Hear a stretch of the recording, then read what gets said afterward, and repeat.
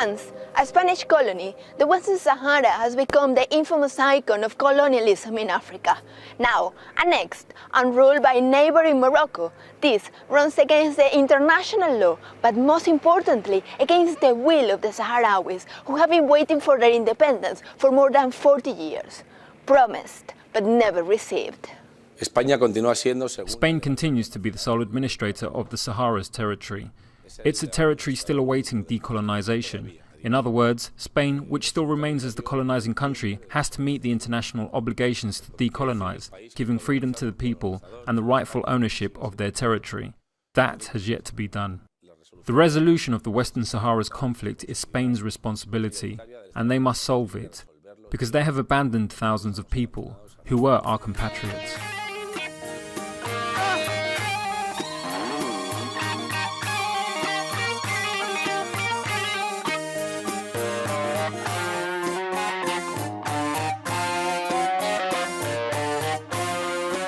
The Western Sahara became part of the Spanish Empire in 1884.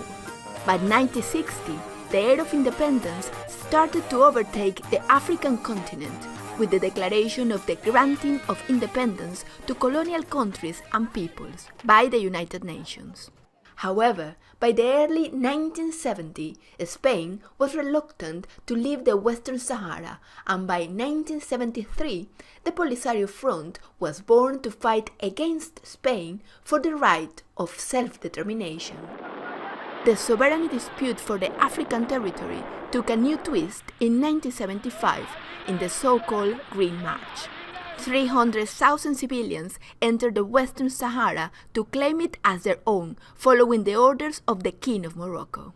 This conflict started 38 years ago when the Moroccan army invaded Western Sahara after the agreement which was signed between Morocco and Mauritania and Spain to hand over the territory to those two countries. At the time when all the Sahrawis were expecting that the colonial power, which was at that time Spain, was preparing to hold a referendum for self-determination for the Sahrawi people. So when the invasion started, half of the population of the territory had to flee in order to seek security in neighboring countries, Algeria for instance.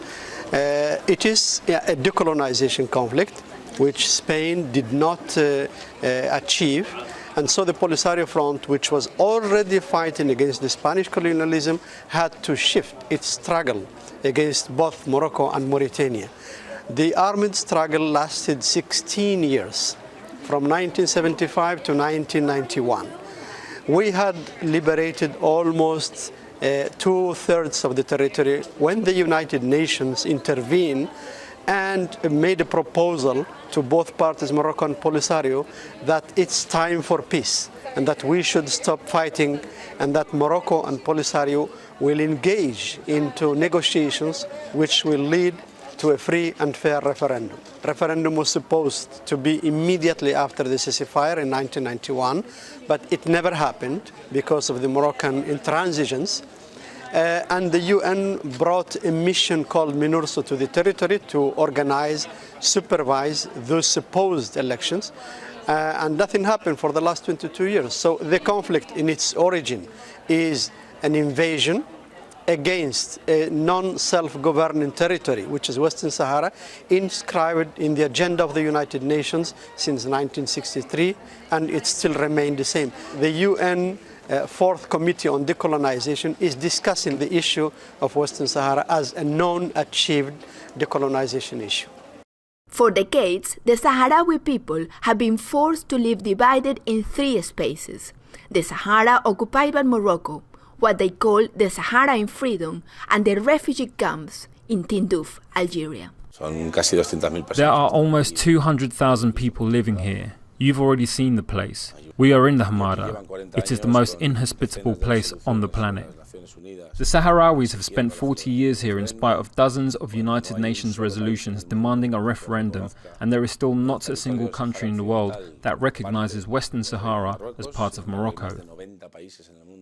In addition, there are over 90 countries that recognize the Sahrawi Arab Democratic Republic.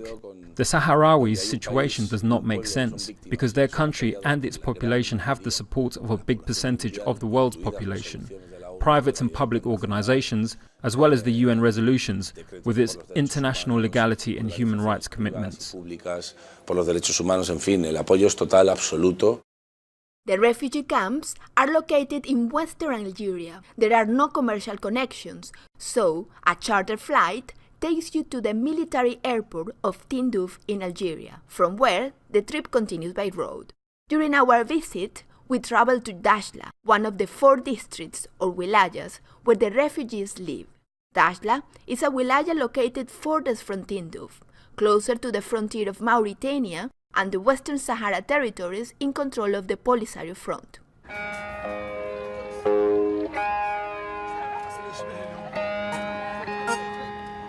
There are about 40,000 people in Dakhla living in either rural houses or tents, locally known as haimas. How would you describe your life in the refugee camp? Our life is very hard. It has been tough for many reasons, but one of the main ones is humanitarian aid.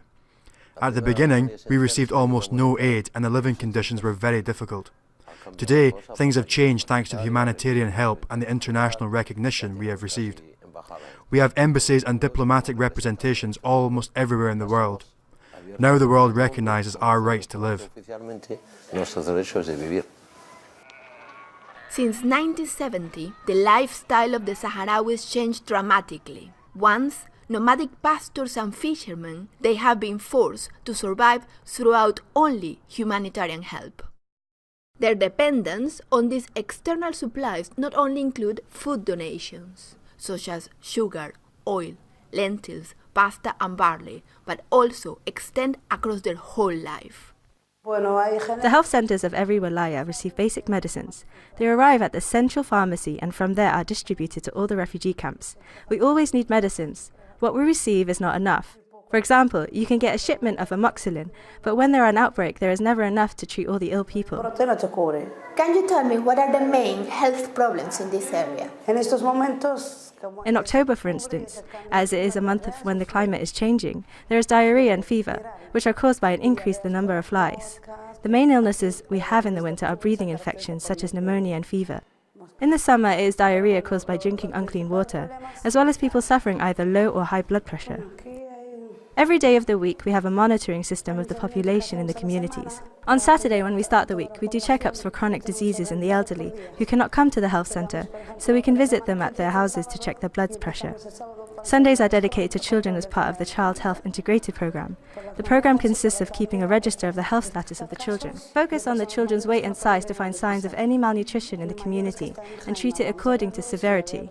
In some cases, the malnutrition is severe. These nurses running the health center in Dakhla are not the only professionals in the refugee camps. Lassen Sid Ahmed, who was born in Western Sahara and came to live here as a young adult, told me, in spite of their current living conditions, the Sahrawis in exile have made big educational achievements. What are your memories as a student before coming to live in the refugee camp?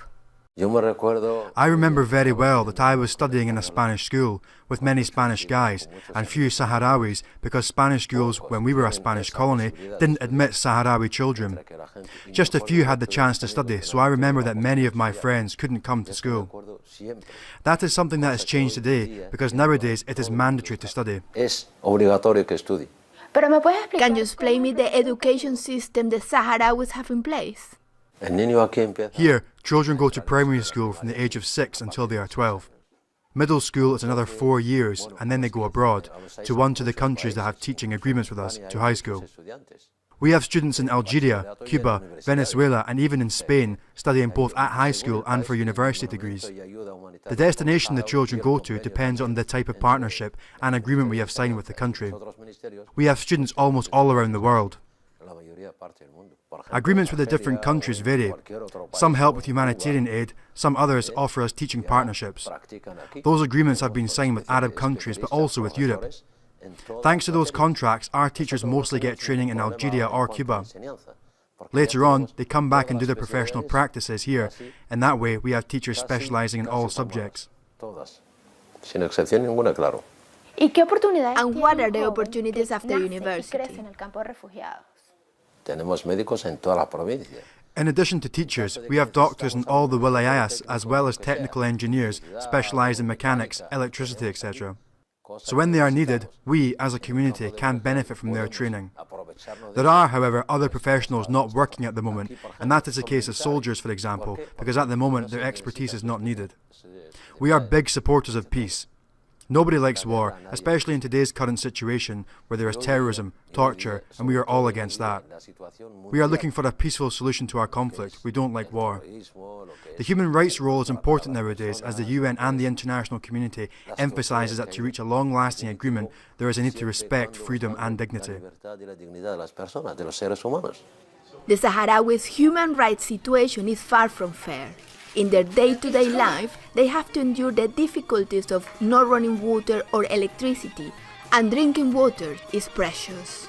But one of the worst violations of their rights is the political ambiguity they still experience, which, in spite of decades of their struggle, most of the world is still unaware of.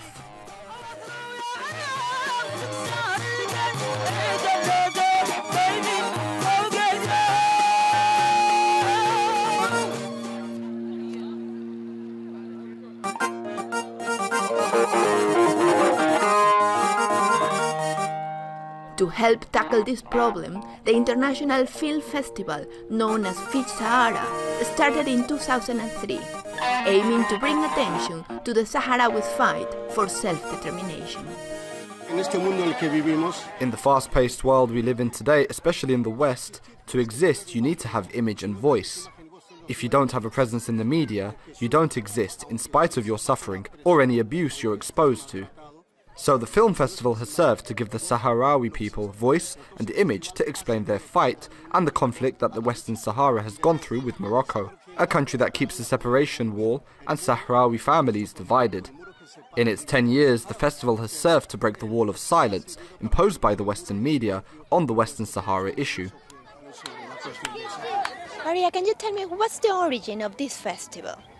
This festival was born in 2003. So 10 years ago, and it's a shared dream by the Spanish filmmaking community and solidarity movement with the Sahrawi people and the Sahrawis themselves.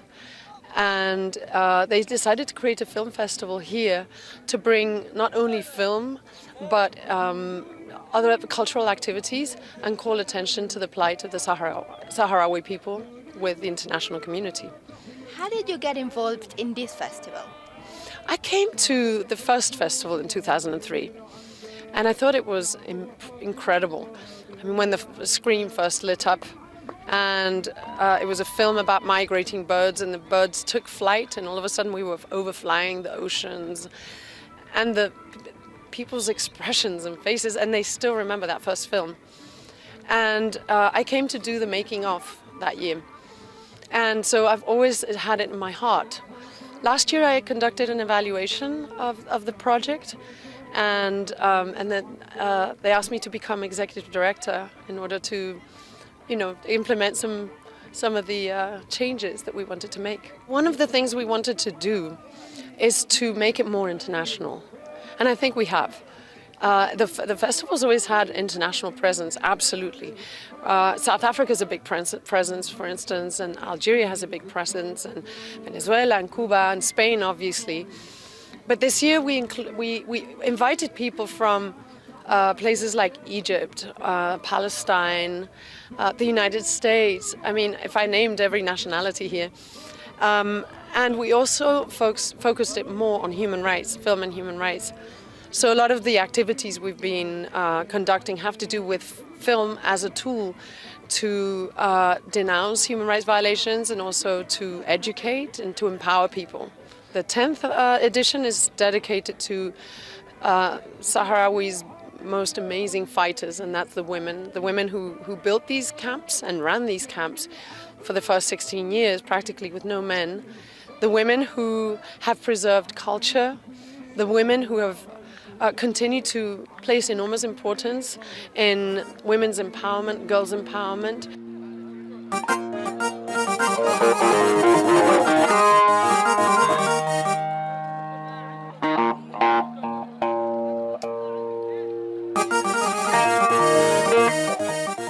FIS Sahara is the only film festival in the world that is held in refugee camps.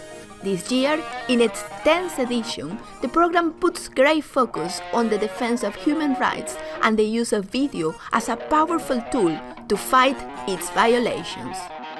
In addition to films, shorts and documentaries, the activities of the festival included conferences and workshops from international guests and organizations. I'm in FIS Sahara this year to represent Witness and to run the workshop on using video advocacy as a human rights tool. We feel that's a very important tool to use because there are often images that can happen at the right time, at the right place, and so if people are trained on how they can use video to capture issues of human rights violations, then it can be really important to document issues that can be used either in a court of law or to publicize what is happening, or even to put pressure for change to the right people. Because if you have the right audience and with the right message, you can get change in society. So I'm here as a witness representative just to help in the trainings and to give some of the little knowledge that I have also as a video activist. How do you think the use of video for human rights can help Sahrawi women? Use of video can play two roles for the Sahrawi women.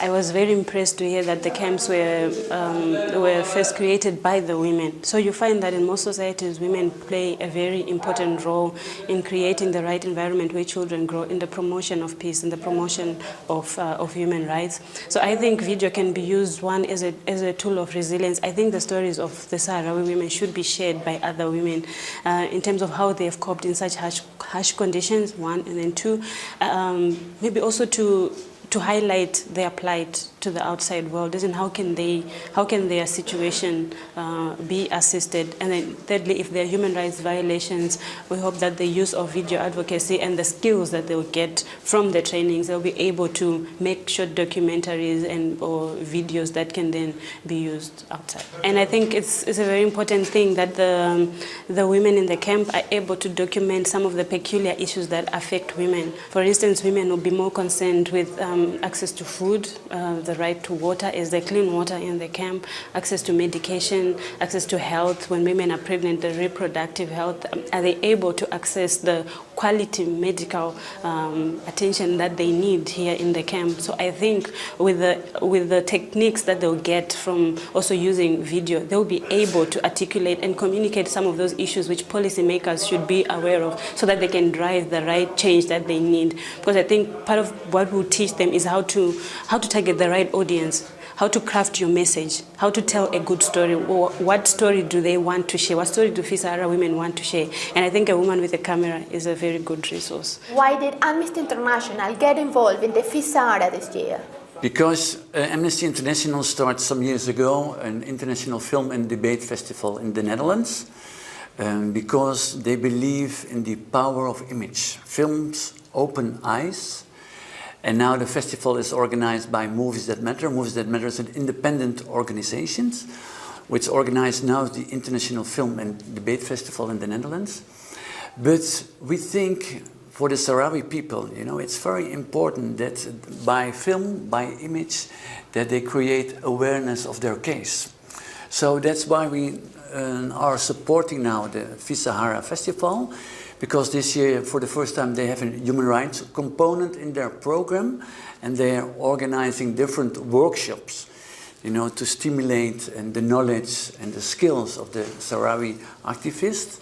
And I think that's a very important issue. As an important addition to the festival, Sahrawi filmmakers participated with their film for the very first time. The group of young creatives are the first graduates from the Western Sahara Audiovisual School. A brainchild of the FIS Sahara, the school started in 2010 and has become an important element of the festival, enabling the Sahrawis to tell their own stories.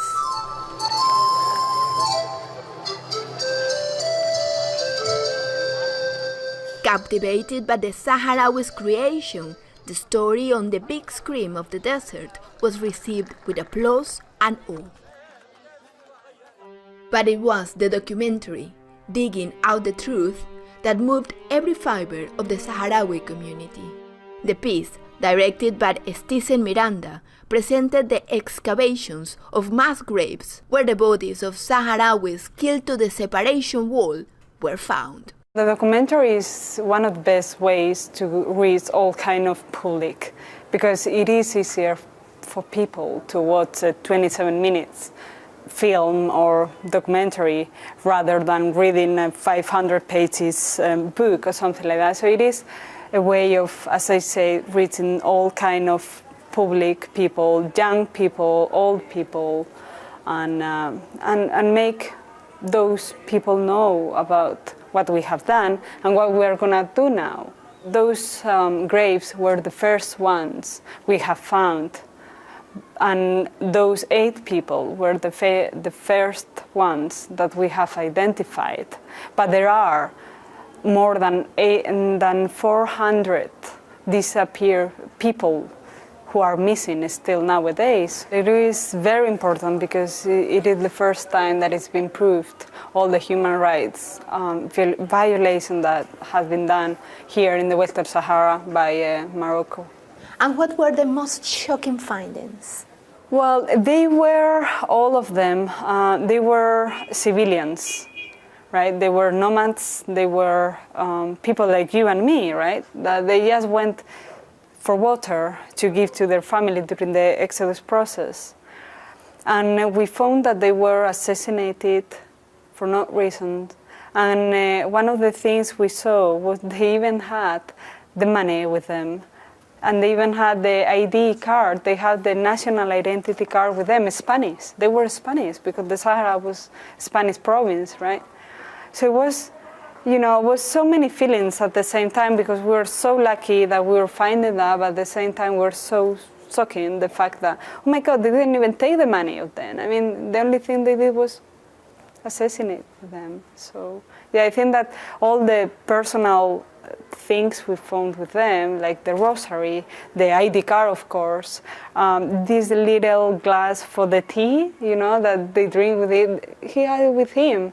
And we even found that with him. So the clothes, they were, well, we saw people. We didn't see just bones or remains. We saw persons. One of the testimonies explains in the documentary, it is the responsibility of the whole world and all international organizations, because it is a conflict going on for so many years, and it is time for them to get peace. Are you taking the findings to the United Nations or any other international organization? We've been in Geneva, in Europe as well, and Spain, obviously, because they were Spanish civilians. They know they have to do something. So the reaction is that, yeah, we have proofs. So something must be done. But I think they are going to do something. There is hope.